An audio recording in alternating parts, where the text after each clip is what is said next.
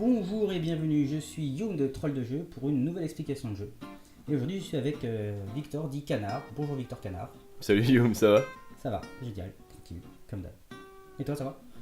Bon, moi tu viens de me payer à manger donc ça va. Très bien. Et aujourd'hui c'est Century, la route des épices, un jeu qui est très bien. Et beau. Il est tout nouveau, il vient d'arriver, il est tout beau, tout neuf. Et ben c'est parti. Donc, matériel, tu as. C'est un jeu déjà qui se joue de 2 à 5. Donc là, tu as les. Pour 3 autres joueurs, j'ai placé pour nous deux. Ouais. On commence avec une caravane et 2 cartes marchandes dans notre main. Ici, tu vois plein d'épices, rangées précisément dans cet ordre-là, puisque chacune vaut plus cher que celle qui est en dessous. Tu as. Je vais te laisser montrer les cartes jaunes, qui sont les cartes points. Voilà. Genre avec des points marqués dessus. Avec des points marqués dessus et des Incroyable. épices qui demandent comment les acheter. Voilà, donc le coût d'achat et le gain en cas d'achat, Exactement. Et bien la sûr. image au-dessus. Ah, mais- Et parfois avec des pièces d'argent ou d'or. Et un peu en dessous, tu as des cartes marchands en violet. Ah oui, d'accord. Celle-là donc. Celle-ci exactement. Et là, c'est celles qui vont te permettre d'acheter, d'améliorer, d'avoir de nouvelles épices, de les améliorer. D'améliorer sa main quoi en somme. Exactement. C'est ce qu'on appelle, alors le jeu est appelé un deck building selon la notice. Moi j'appelle ça un hand building. Oh yeah. Parce que c'est notre main qu'on va améliorer, et pas notre pioche. Un hell building? Hand building? Hand. Je parle pas anglais, c'est pas grave. Parce que les deux cartes qu'on a là, en fait, elles sont dans notre main. D'accord. Donc Et- en fait, elles ne sont pas du tout allongées sur la table. Non, là c'est pour les montrer à la caméra. Ah. Elles sont dans ta main et il existe un certain nombre d'actions dans le tour. La première action étant de jouer une carte de sa main et de faire l'effet qui est dessus. On va un peu expliquer les trois types d'effets de cartes qui existent. Les deux de notre main sont assez simples. Récupérer c'est une carte épice qui permet de récupérer 2 épices jaunes. Ça c'est une carte amélioration qui permet d'améliorer 2 épices. Ça D'accord. permet de remettre une épice jaune ici et d'en récupérer une rouge. D'accord, donc je prends 2 de mes jaunes là Voilà. et je prends 2 rouges à la place en jouant cette carte là. Alors tu pourrais aussi prendre un jaune, remplacer un jaune par un rouge et remettre le rouge et reprendre un vert. D'accord, T'as le droit de bien faire sûr. comme ça. Donc, du coup, je vais reprendre mes jaunes hein, pour l'instant. Si tu veux. Je prends mon jaune aussi alors. Tu as remarqué, on n'a pas le même nombre d'épices de départ. Ouais. Parce que je suis le premier joueur, t'es le deuxième, et moins t'es le premier joueur, plus t'as d'épices pour un peu équilibrer le jeu. D'accord.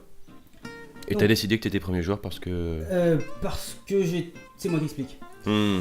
Donc là t'en as vu 2 types. Tu vois qu'il y a il y a d'autres cartes épices ici qui te rapportent pas du tout les mêmes. Celle-ci coûte beaucoup moins cher. Tu vas me dire, mais moins bien. Enfin, elle rapporte un jaune, un seul. Là elle rapporte plus que celle-là, etc., etc. Tu as une meilleure amélioration que tu vois là-bas. Ah oui, C'est donc la meilleure typiquement proportion. c'est juste strictement meilleur là. Ouais. Et tu as des échanges.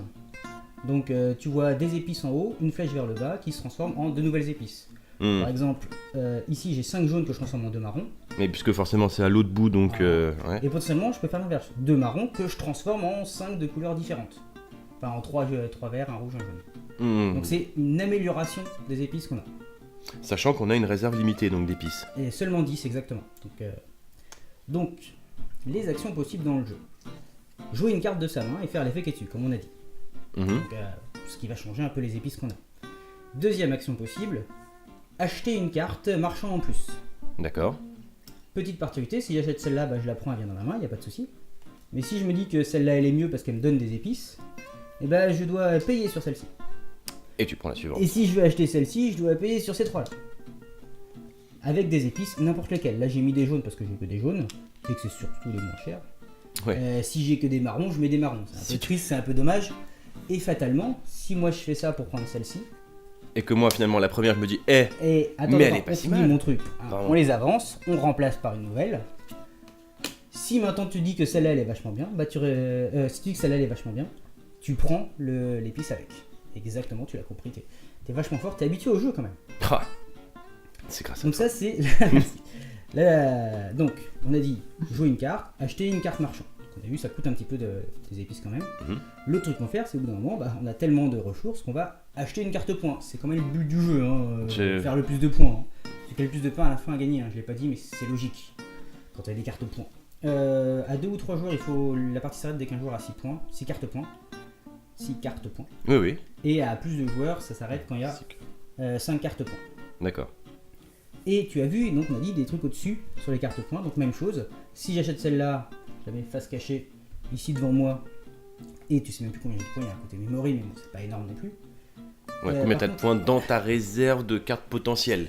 Et ici, quand je récupère une pièce avec.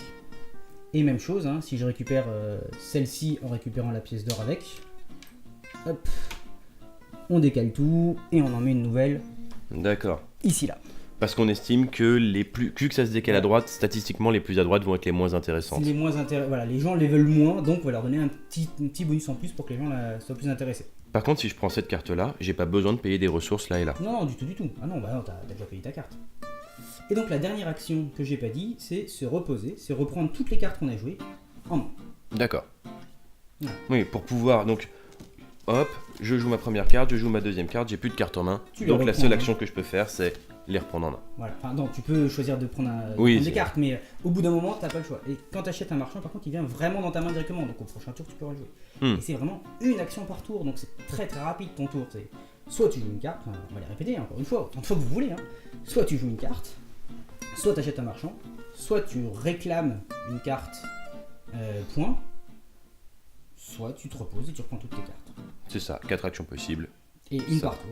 C'est extrêmement rapide, extrêmement simple. Comme je dis, c'est pas un deck building parce qu'il n'y a pas de mélange, hein, c'est vraiment juste un choix. Et c'est juste. Tu fais ta main au fur et à mesure de la partie, ça ressemble il y a un petit côté Splendor. Ouais, clairement. Et donc Splendor a très très bien marché, on pense que celui-ci marchera aussi bien. Le jeu est noté à 8 ans et plus. Je pense qu'on peut y jouer 8 ans. Mhm. Mais que c'est comme tous ces jeux un peu stratégiques, simples, mais que tous les gamins de 8 ans, je les battrai. Et t'en es fier, hein. Ouais, c'est très très joue contre les gamins de 8 ans, si tu crois. Voilà. Ok, écoute, je réfléchis pour savoir si quelque chose n'est pas clair, mais en fait les règles sont extrêmement simples, donc Bah, c'est difficile pour de ça, te poser vas-y, des questions là. cherche pendant ce temps. Je cherche. Moi, je vais faire la fin de la vidéo en disant merci de nous avoir suivis. Partagez cette vidéo si elle vous a plu. Aimez-nous sur Facebook.